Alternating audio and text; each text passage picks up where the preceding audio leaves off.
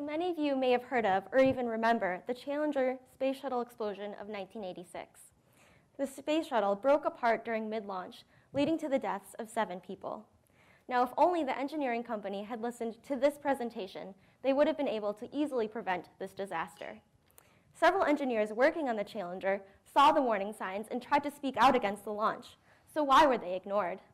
Well, on the engineering company side, executives were under tremendous pressure from NASA to get this launch done quickly and, of course, cheaply.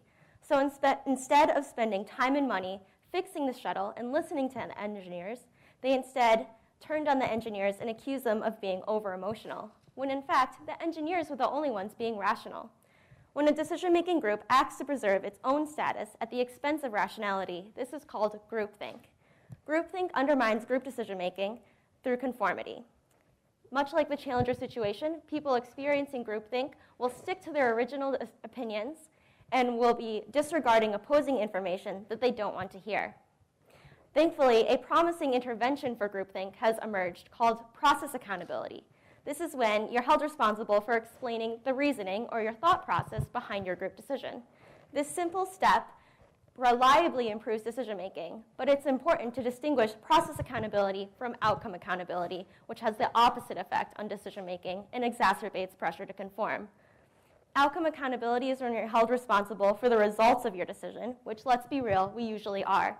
So the question is, how do the positive effects of process accountability hold up against simultaneous outcome accountability?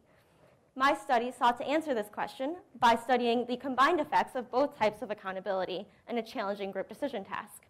In teams of 3, participants were asked to be part of a hiring committee.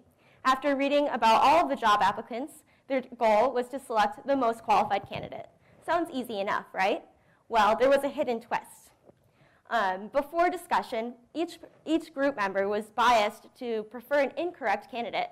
So in order to get the correct decision, they had to overcome their initial opinion and they had to consider opposing information. As we know, groupthink prevents both of these things from happening. So how did our groups do? Well, as expected, the non-accountable groups didn't do so well. However, whenever participants thought that they were going to explain their reasoning after the study, they were able to overcome groupthink and they performed much better. This study was conducted with 81 Hamilton students, which goes to show that even at an elite liberal arts college, groupthink and conformity can still reach us. But thankfully, process accountability seems to be a promising solution to that, even when we experience outcome accountability. So next time you find yourself making a group decision, I hope you remember to hold yourself and your teammates responsible for explaining your reasoning. This will help you resist conformity and, in the end, make better group decisions.